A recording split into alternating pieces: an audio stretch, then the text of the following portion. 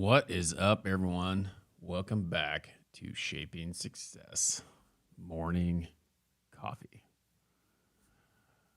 Welcome. So, it is the day after Christmas, Day. I hope you guys had a great Christmas. It has been, where'd my chat window go? It has been, it was a little interesting, for me. And I started going through a lot of emotions and things like that and just realizing how, Christmas kind of affects some people. Before we get started, I just wanted to kind of say thank you. There's a couple things on my mind. Number one, we lost a friend on TikTok, passed away on the 22nd, Michaele Carroll, the duet queen, Jersey girl.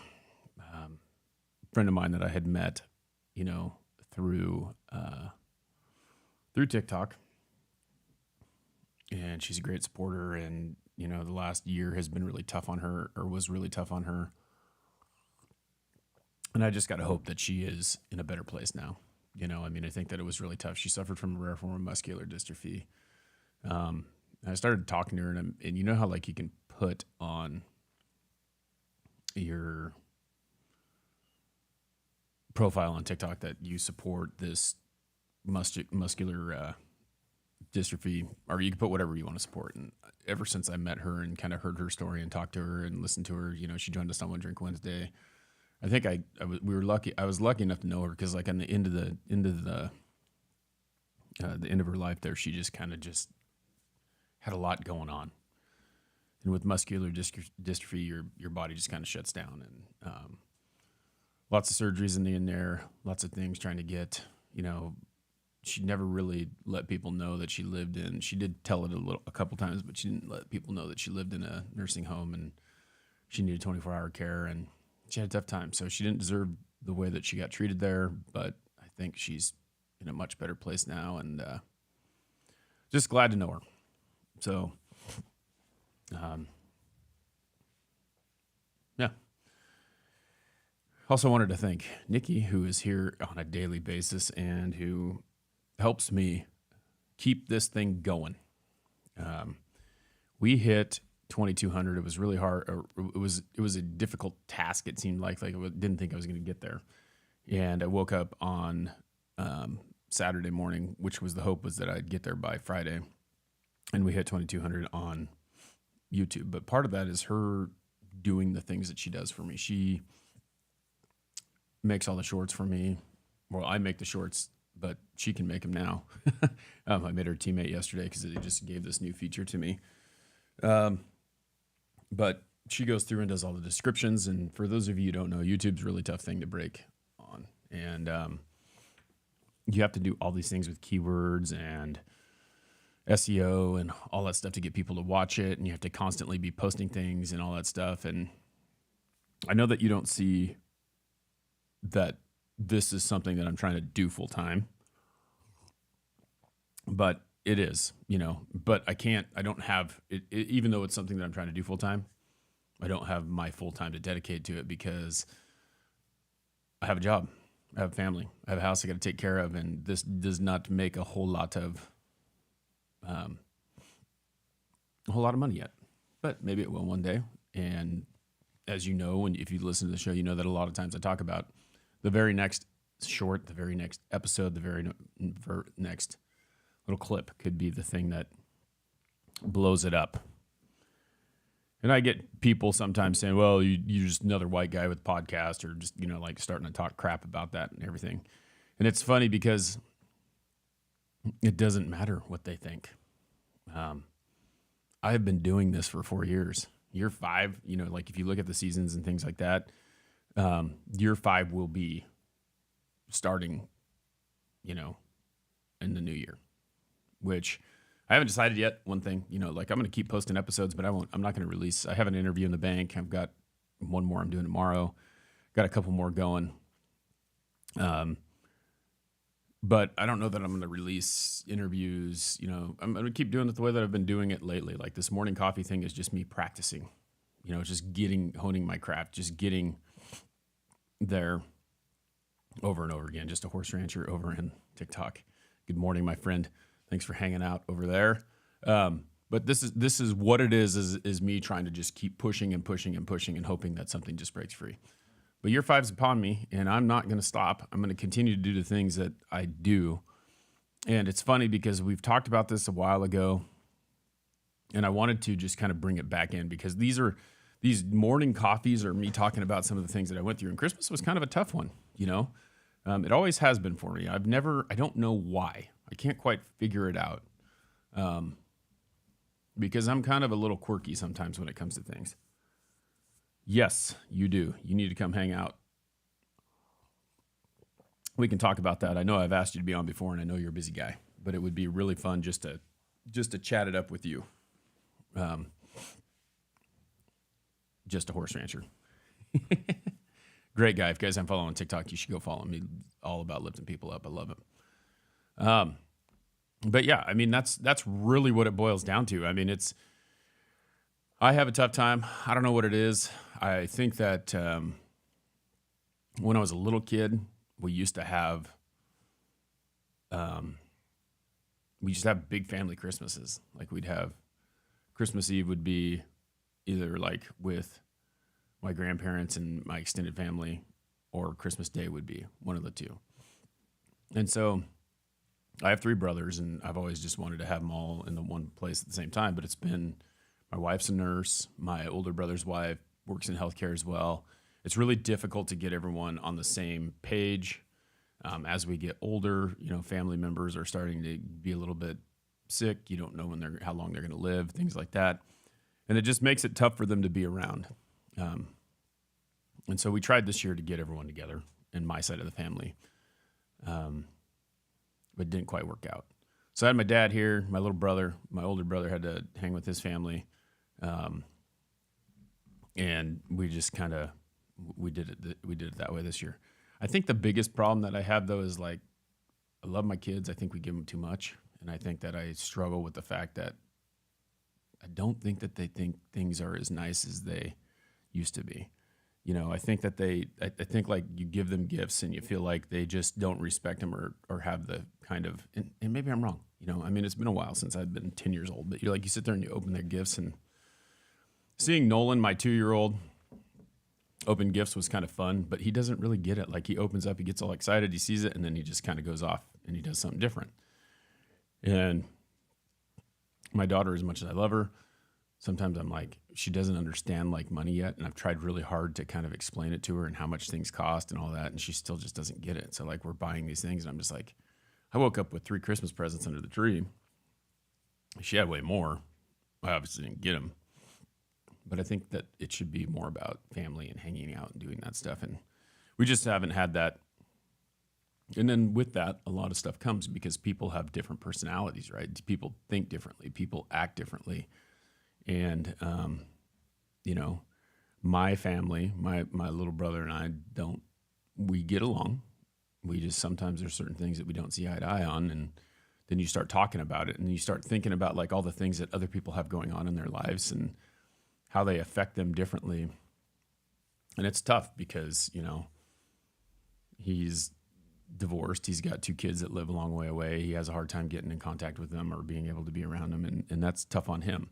And then, you know, you never know how people are feeling. And then all you can do, you know, is love them and understand and try to figure out where they're coming from. Because I think like there's times where I feel attacked when I'm around my family about certain stuff.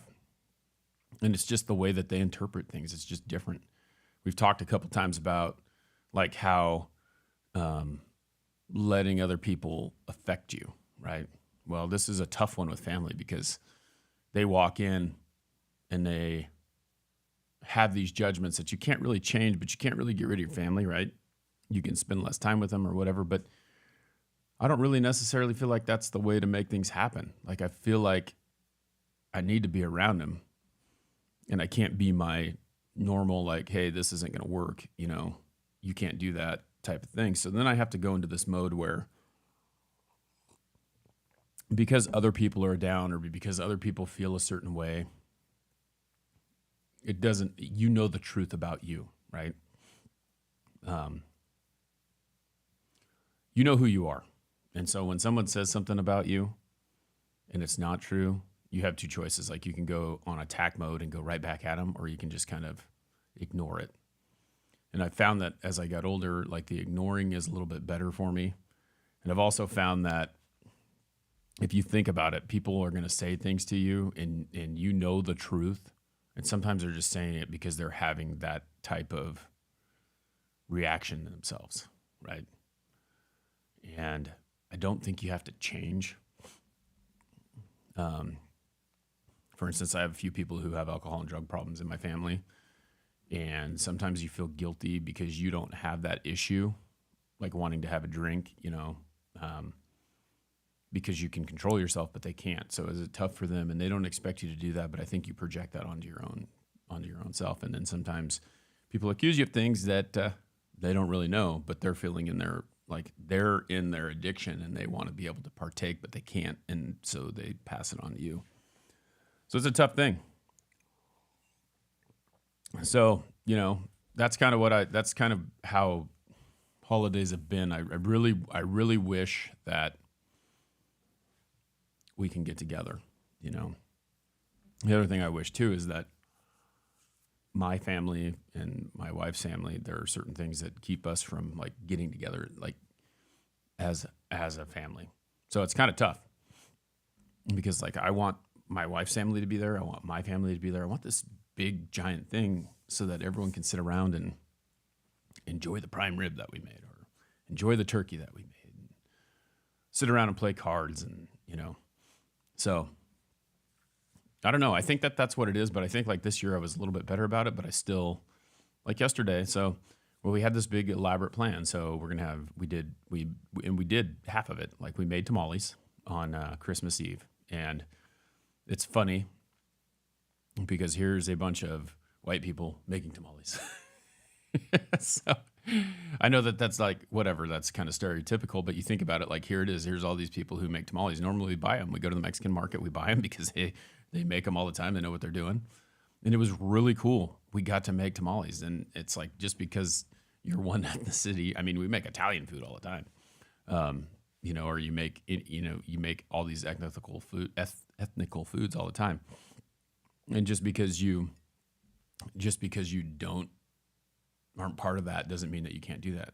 But typically, like I went and bought carne asada from the Mexican market, and we'll buy tamales from the Mexican market because we're not good at making them. But we made them, and it's crazy. They always talk about how hard it is, and a lot of Hispanic people have tamales on Christmas Eve.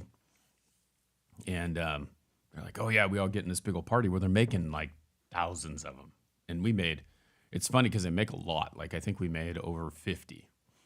We didn't eat them all, but we made over 50. And so tamales carne asada on Christmas Eve, which Christmas Eve ended up being the 23rd for us because my family was going to leave Christmas Day and we were going to have Christmas Day on our own. Not that was my plan. I wanted everyone here, but it is what it is. And then Christmas Eve, we'll do prime rib. So, or Christmas Day, we usually do prime rib. So we did Christmas Eve prime rib. So we're like a day behind so that we can get everyone. Merry Christmas, Jen. It was great. So the tamales turned out great. It was crazy. They were really good. And I think, Nikki, you said you'd never had one before. So I suggest you do that. I think you can pick them up pretty much anywhere. But that's kind of the difference between West Coast, East Coast, right?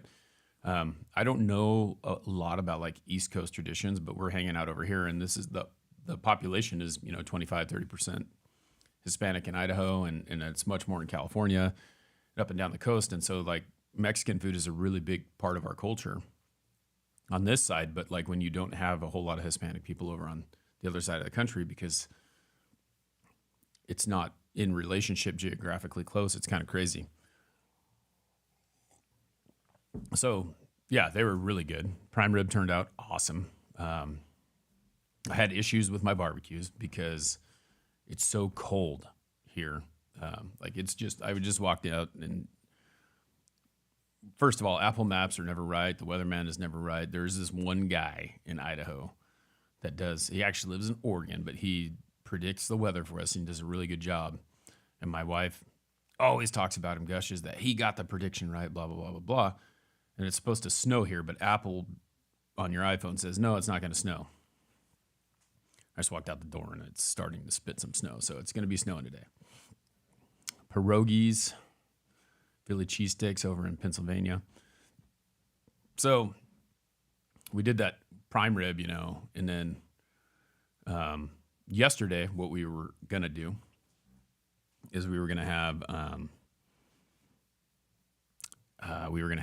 ham and potatoes, and like, since my parents left, my wife's got a sister and a brother, and my brother-in-law live in Boise, and they were going to come over and have that with us. Barbecue with salads, pavola for dessert. Interesting. We'll have to talk about what that is. There's all these really cool things. So Jen's talking in TikTok, and she's got she's in Australia, and like there's so many cool things that we just like, they mean the same thing sometimes, but they don't. So it's always nice to talk about that culture. That's why, Jen, you need to come on a podcast so we can talk about Australia, because I think that'd just be awesome. But anyway, we were supposed to do that, and my wife and I ended up, I've got stuff I've got to do, right? Like, we've lived in this house for a while, and things get overwhelming, and I ended up at about 2 o'clock. I was trying to decide. I was either going to come in here and start working on this because I need to finish out the studio, which I didn't do, or I was going to go in and work on the garage. And I started going through. There's boxes of things like I've talked about that I need to get rid of, and then there's boxes of things that need to go on the wall in here, and I just have all these things that I need to do, and I just haven't had time. Well, I've had time. I've just wasted my time. So I started going through this box of CDs that I had, like a tote of CDs, and I have a friend who loves them. He still selects them, but now that there's Apple Music, I don't necessarily need the physical CDs anymore. But I did keep one because it had some sentimental value to me, and I kept two because I have another one that is signed by someone that is going to go in here. And it was funny because I started going through them, and I started going through my childhood of like how I was listening to this at this time and this at this time. And I know when I got that CD because music's a big thing to me, and I know when I was listening to that, and I know where all these things came from. Merry Christmas, Justin, over on TikTok. And it was crazy because I was just going through one by one. I remember exactly when I got Eminem's first CD, when I was listening to it on the radio, and he was talking about the radio ads. I drank a fifth of Kool-Aid, Dare Me to Drive, and in the CD that's got the little explicit lyrics on it was I just drank a fifth vodka, Dare Me to Drive. Like, I mean, there's all these things that, like, I was thinking of how that was different than that, and I was thinking about where I picked that up. I used to have to go where I'd have to go buy CDs, how I was like subscribed to BMG. I mean, like, it was crazy. Also upon that, and I posted this to my Instagram story yesterday, I had a stack of probably 10 inches of CDs that were burned. And that will kind of age me a little bit because burned CDs like was a big thing. It was like when Napster came out and you could just take the music and then burn the CDs, or you could take another CD. Like, I had to make sure every computer I had 2 disk drives on it so that I could burn one to the other. So someone bought the CD and I take it and I put it on there, make a copy of it. All illegal. But I mean, what do you do? Columbia House, I did have, so that's the other thing. So Columbia House, BMG, like, you pay a penny, get 10 CDs, but you didn't realize that you had to pay for the shipping. So in the end, I'm sure there's tons of people who had like notices from them saying that they didn't pay for their stuff. It's kind of funny, but yeah, like, or you have 2 BMGs or 2 Columbia Houses so that you could get 22 CDs. And I guarantee you that's how I got a bunch of them. Pretty crazy. So you would do that. And, anyway, I was going through those CDs yesterday, and I was taking them out of the case because I had this big old giant case that I'd carry around because you didn't want to carry around every little CD jewel case that you had. And I was putting them in the cases because if they're in the case and I have the CD, then a friend of mine will take them and he'll want them. And it's very important to him to have that kind of stuff. And he's a barber and he's going to trade me haircuts for CDs, which is great. So he wants to pay. But anyway, I did that yesterday in the afternoon, and then I got done and walked in the house. And my wife was just burned out. The kids are playing with their new toys and this and that. And we looked at each other and I was like, do you really want to do that ham today? I mean, what's the deal? And He's like, no, let's just do something easy. And we had some leftover tamales. So we did some more tamales yesterday and didn't do the ham. So we'll save the ham for another time, which will be good. But anyway, that was kind of how it was going. That was kind of how our Christmas was. But I want to leave you with this because we were talking a little bit earlier, if you've hung on this long, about how other people's opinions affect you. And so we got in some conversations where people were saying some things, and I was just kind of thinking, it's a projection, okay? It's a projection of how they feel. Like, it's Christmas Day. We're having a drink. I'm having a drink. So this is kind of how it was, all right? So my little brother is sober. My dad has not been drinking. My mom, my wife, and I partook, okay? From the time of my parents getting there, like around 1 o'clock until about 8:30 when I went to bed, I had 4 drinks. And I got accused of being drunk. And I'm like, not even close. But that opinion affected me in a certain way. I had a reaction to it, and I don't know why. And I allowed that reaction to bother me. And I don't know why.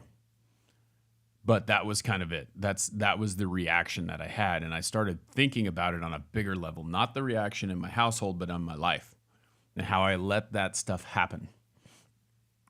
And the problem is that I started thinking about it because I think of things on a different level. This is where my brain goes. It went from, this is what I'm being accused of. How is this person feeling right now? Why are they accusing me of this? How is it a big deal? And you just start going in that direction. And that's how I got out of it. That's how I got it out of my head. Like, first of all, I went defense. Not even close, bud. Nice try. I don't know what your problem is. 2, I started thinking about why they're feeling that way. And it's because they have a problem. And they are probably feeling like they need to partake, but they can't and they don't want to. But it does trigger them to feel that way. How are they dealing with that? And then how did I allow it to affect me? And that's it. It's judgmental when people don't know you're on a certain level. Exactly. And that's the thing. It's like, that's it. Like, we don't know where people are. We don't know how they are affecting. And then we allow that to bother us. And I have to go back to that. It's like, where are we at? What's going on? This person's sitting in my house. They don't do this anymore. They feel like they need to because they don't feel good about themselves.